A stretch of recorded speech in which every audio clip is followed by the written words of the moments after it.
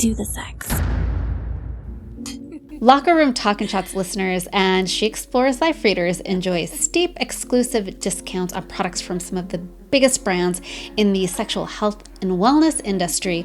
When you use my special code, you receive 20% off all Fun Factory products when you use my special code SELS20. And you receive 15% off revolutionary brands Womanizer, We Vibe, and Love Honey when you use my special code EXPLORES15, and you receive a whopping 30% off all Velvet brands. That includes The Thruster, Lacier, and Voila when you use my special code EXPLORES30. But that's not all. Scroll down, click the link, sign up for my e-newsletter, and you'll receive these discounts and more, including pop-up sales from these brands and others right in your inbox. You will never have to pay full price for lube, vibes, lingerie, all the spicy stuff that keeps you coming back for more. Do the sex. Welcome to Masturbation Monday with me, Annette Benedetti, your host for Locker Room Talk and Chats. This is your invitation to join me for coffee in bed and a candid conversation about the masturbation practice I am developing to support my mental, physical, and emotional health and help manifest my dreams. Masturbation Monday is a guide to self-pleasure, better sex, and using the power of the pussy to open new doors to a better life. Ring loop. Today's Masturbation Monday topic is naughty or nice. Unwrapping the secret to the gifts of self-love and pleasure. Happy holiday, folks. If you are listening to this on the day it launched, well, it is Christmas morning. And I am inspired to share with you the secrets to self-love, orgasms, and self-pleasure that I have discovered over the past handful of years as I have not only made my way through my 365 Days of Orgasms challenge last year, but also interviewed some of the top experts in pleasure, fucking, and coming. Get ready, grab your coffee, listen to the end because I have some good tidbits to help you on your way to not only having better orgasms, more intense orgasms, all the kinds of orgasms, but also nurturing, creating, and embracing a life based on self-love. Cheers. Let's talk about masturbation and self-love. Okay, folks, this is going to be a quick and a dirty. I was inspired to start Masturbation Monday because I really did want to share with you, especially those of you out there who have trouble orgasming, or if you have a penis, a cock, and you are banging someone with a vulva, if you're having a hard time giving them an orgasm. Listening to Masturbation Monday is going to help you all out, I promise. But the reality is, accessing your birthright to pleasure requires accessing your birthright to self-love. And I know self-love is an overused term.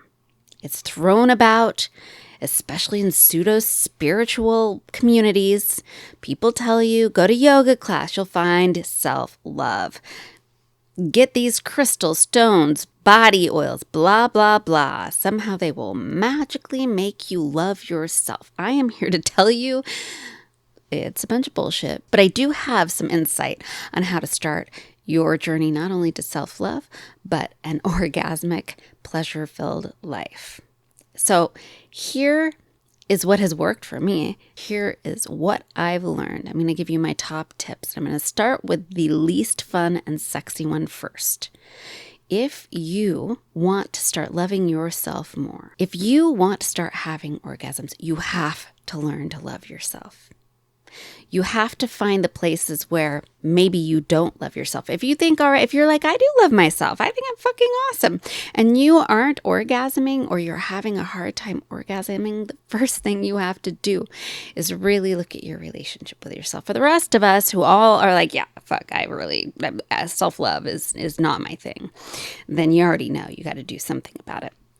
But I'm going to tell you the most important thing you have to do to start your journey towards self-love. And that is you have to assess the people you are in connection with right now. Your lover, your partner, your family, your friends. Because you're going to need, in many, many cases, to change, rearrange, set boundaries, and even sever relationships. The reality is, a big part of how we see ourselves is through the eyes of those closest to us. This is something you've probably heard before, but it's absolutely true. Take a moment, be still, be quiet, listen to the voices in your head throughout the day. Listen to the things you say to yourself. If they aren't nice, if you find yourself calling yourself stupid, or if you find yourself lecturing yourself, if you find yourself taking the wind out of your own sails when you're on the verge of success or excited about something, find who you are connected to that's helping you nurture that voice. One of the hardest things I have had to do over the past couple of years, in the past year especially, is attempt to set boundaries on, change, and sever relationships with people who were feeding my negative self-talk.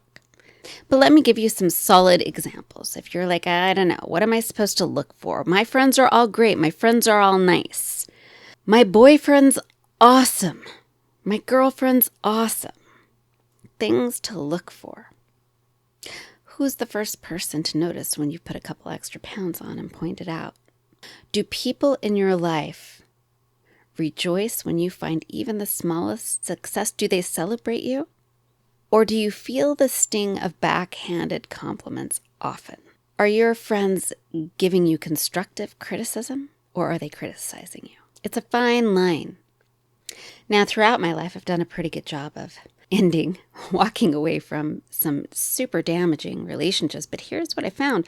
I was re-inviting the same kinds of people back into my life.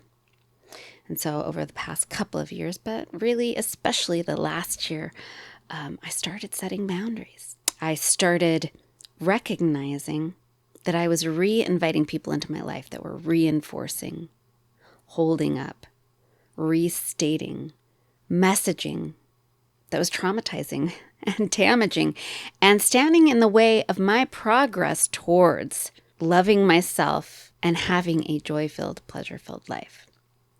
Now, I'm not saying go and cut everybody out of your life. Certainly don't do that. But I think really learning what boundaries are and how to stand up for yourself, how to say to the people who you really do want to love and accept you, that they aren't actually loving and accepting you through their actions and through their words. That is tough, man. It's tough. And the reality is some people will hear your boundaries and they will change their behaviors and they will stay in your life and your relationship will flourish. And other people will not be able to receive those messages and they will leave. Some of them quietly, some of them slowly, and some of them in a fiery fucking rage. But that is the first thing you have to do if you want to start making your way towards a more orgasmic life. True story. May be hard for you to see the connection right now, but I'm going to work on getting you there because the next thing you have to do is something I do every morning. Now, you don't have to do it the way that I do it, but every morning I get up out of bed. I stand completely naked in front of the mirror. I look myself in the eye first, and then I really look at myself. And I listen to what voice arises. I listen to the things that I start saying. Sometimes those things are loud and obvious. Sometimes my loud, obvious voice is like, oh, you're awesome, Annette. Look at you. But the whispers in the back of my mind are critical, sometimes even hateful. Every morning, I do this. Sometimes I try to do it in the afternoon, evening. I feel like as the day goes on, it gets more and more difficult. And then I start working with those voices compassionately. I don't like yell at the voice that's saying, oh God, look at those thighs or look at your stomach or you look old today, or you look tired, whatever it is, whatever the shitty things I'm saying are. I don't then turn to that voice and say, God, you're being an asshole. Fuck off. Obviously, that would not be helpful. I start to have a gentle conversation with myself and say, Annette, that's not what we're doing today. That's not what we're doing today. I know you're feeling stressed. I know you're feeling less than, but there is no reason for that. And I really start loving on myself. Self-love isn't just looking at your body and saying, hey, I look hot today. It's talking to that inner person, whether it's an inner child, that part of you that says the ugly things, that repeats the shit that the people in your life have said to you in the past, that took those things, decided they were going to believe them, and then started chattering in the back of your mind. So every morning, I get up, stripped down to my barest self, and I really have a loving, nurturing conversation. It's also humorous. The way I'm talking to you, very much how I talk to myself.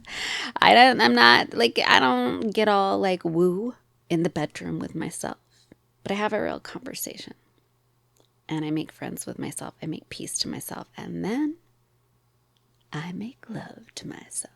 And once I've comforted myself, once I've been compassionate to myself, once I've pointed out all of the things that I love about myself to myself, once I've laughed about some of the things I'm insecure about with myself, I am definitely ready to fuck myself. And listen, this should sound a lot like what leads to wanting to have sex with someone else, right?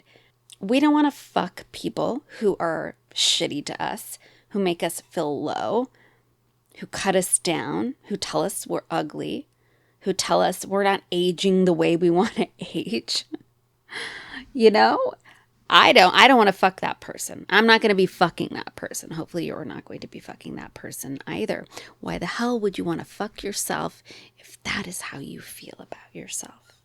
So the final step in this process is then making love to yourself. And I do mean, I'm saying making love, but hey, if you are like, hey, all right, I'm feeling good, let's fuck, you can fuck yourself. You can fuck yourself lovingly. You can fuck yourself as part of making love to yourself. Now, people would argue breaking out the porn and getting down and dirty, having a fucking gangbang post, having a loving talk to yourself is counterintuitive. I say, do whatever you feel in the moment you want to do, right?